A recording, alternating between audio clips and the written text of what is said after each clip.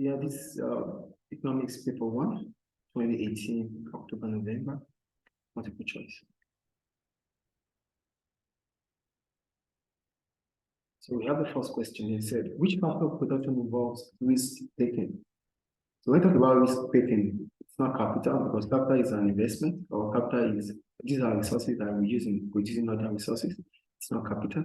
Labor is human-made effort. It's not labor. Land is fixed asset. It's fixed in nature. It is not. Enterprise involves product risk taking. So the answer is B, enterprise. Question 2. It said, what is the basic problem facing all economies? The basic problem facing all economies is about how to allocate scarce resources. So the answer is D, how to use scarce resources. Go to question 3.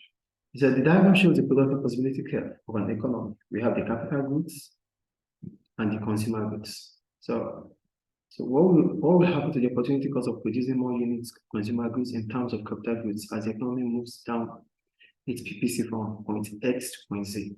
So if the economy moves down from point X to point Z, producing more units of consumer goods, it means the capital goods becomes the opportunity cost. So the more the economy moves from X to Z, the more it increases the opportunity cost of capital goods. So the answer is D. It will increase up to, okay, the answer is C. It will increase continuously from point X to point Z until consumer goods are consumed or produced. Question 4. So an economy operates entirely as a market system. So when we talk about a market system, it means resources are allocated by the market forces of demand and supply. That means firms and private individuals are the ones allocating resources. So which type of service will not be provided in such an economy? Commercial banking services will be provided by the free market. Free government health services, no. Private education, yes. Profitable retail services, yes. The free government health services, the public service or public enterprise.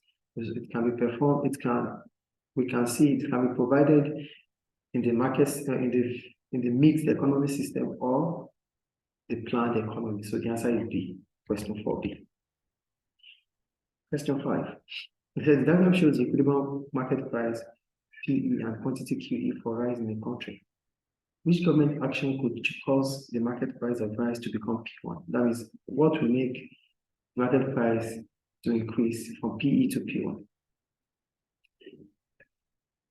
Encouraging the export of rice from the country. Yes, that's the answer. Why? Because when government encourages exports, it means firms will prefer to sell more to foreign customers than selling to the local customers. Because with foreign customers, they might be able to make more profit.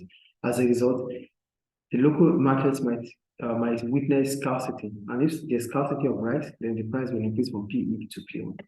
So the answer is A for question 5. Question 6. It says a major highway has been built at a cost of $175 million between Nairobi, Kenya and its suburbs. This reduces travel time and increases safety, but there are environmental problems for small enterprises along the routes. Who bears the external cost of this project? The external cost will be borne by the small enterprises because they are not the one producing or they are not the one involved. So it's a cost to the third person, so which is small enterprises. So the answer is D. Question 7. So the table shows the demand and supply of spices in the market in Africa. We have the price and we have the quantity demand and quantity supply.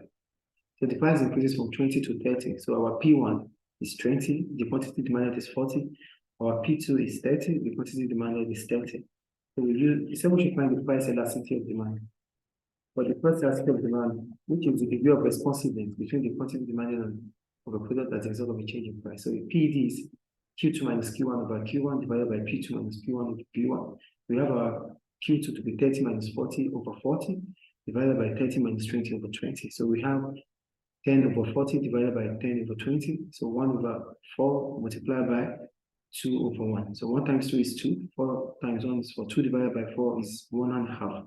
Well, it's half, 1 over 2. So 1 over 2 is the same as 0.5. So the answer is B, question 7. Question 8. What is the function of the central bank? The central bank is the apex bank, so it issues policy. So the answer is B. Question 8B. Question 9. What is most likely to increase the total output of a firm in the short run? The output of firms in the short run will increase if workers are able to work more than the hours they used to work. So the answer is A. The rise in the length of the working day. Question 10. What will make it harder for trade unions to increase the wage rate of its members without reducing employment? They switch from short-term to long-term fixed contract of employment. Now, that will give more. That will increase their wages and increase the number of substitutes for the product. I think this. But see, growth in an economy and increased demand for labor. Growth in the economy means the economy is doing well. Income will increase.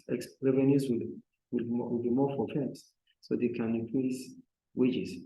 And if there's increasing demand for labor, then wages will increase. Low price elasticity of demand. If there's low price elasticity of demand, it means that there's no significant change in quantity demand of the product as a result of a change in price. Firms are making more money, more profit there. So the answer is B. An increase in the number of substitutes for the product. Because when substitute increases for a product, that means businesses selling homogeneous products will have to just with the same customers. As a result, revenue will fall. And if revenue falls, profit will fall. So the answer is B. Question 11.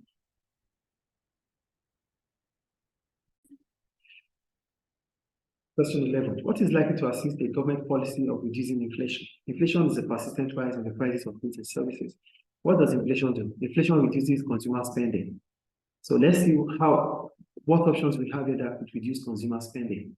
Allowing businesses to borrow more money for a longer period of time, that increases spending for firms. Encourage the public to spend more money, that increases spending. Increasing lending to members of the public, that increases spending. Raising the interest rate on credit and card borrowing, yeah, that will reduce spending because interest rate is the price of savings or borrowing. And if interest rate increases, that means the price you pay for borrowing money increases. So that gives motivation to borrowers. They won't be able to borrow, rather they would want to save more. So saving more means that aggregate demand will fall. And if aggregate demand falls, firms would be forced to reduce their price, which means demand with inflation can be reduced. So the answer is D. Question 12. Which international market is closest to the model of the perfect competition? For a perfect competition, they sell homogeneous products, which a foreign currency can be. They are price taker, which means the market forces of demand and supply determines the price, which foreign currency can be. So the answer is B. For foreign currency, the prices are set based on the demand for and the supply of the product, which is market forces. Consumers have deep knowledge about the product. Businesses have deep knowledge about the product, so that's perfect competition. So the answer is B. Question 13. Which form of production would be least likely to have the advantage of economies of scale?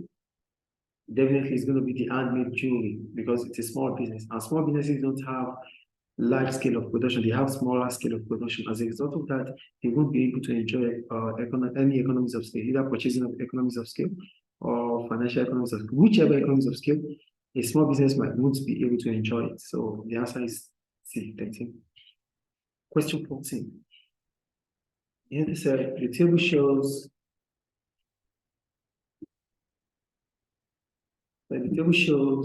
a firm's average revenue and average cost at different levels of output. When all output is sold, which level of output gives maximum profit? Maximum profit will be the one we multiply together. When we multiply the average revenue and the average cost, the one that gives you the highest number will be the highest or the maximum profit. So 10 multiplied by 30 is 300. It can be that. 20 multiplied by 20 is 400. It can be. I think it's 30 multiplied by 18, which is 540. So the answer is D. Question 15. Which statement about total fixed cost is correct? Fixed costs are costs that doesn't change as output changes. So that means the answer is D. It must be paid even if output is 0. Question 16. What is the disadvantage of direct taxes? Direct taxes are taxes charged on income, taxes charged on profits. So if direct taxes so the problem about direct taxes is that if it is charged on income, it becomes a disincentive for workers. So they don't want to work because the more they work, the more they pay taxes. So they wouldn't, it demotivates them to work. So the answer is A, 16. Question 17.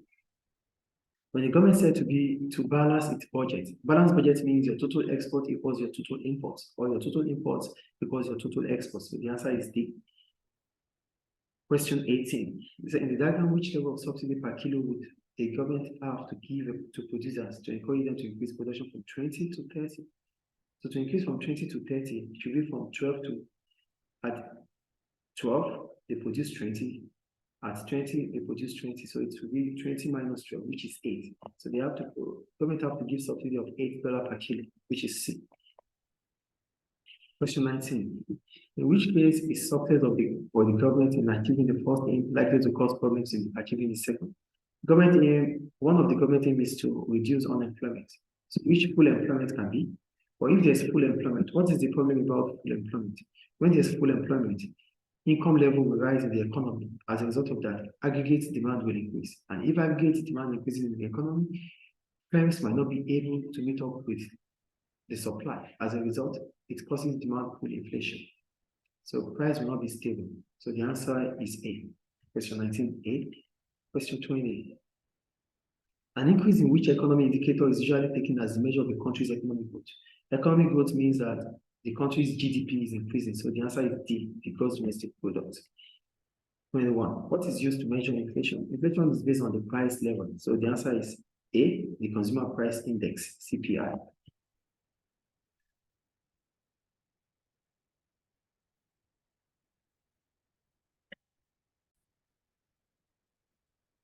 Here, the diagram shows the rate of unemployment and the periods of recession in the country between 1978 to 2012.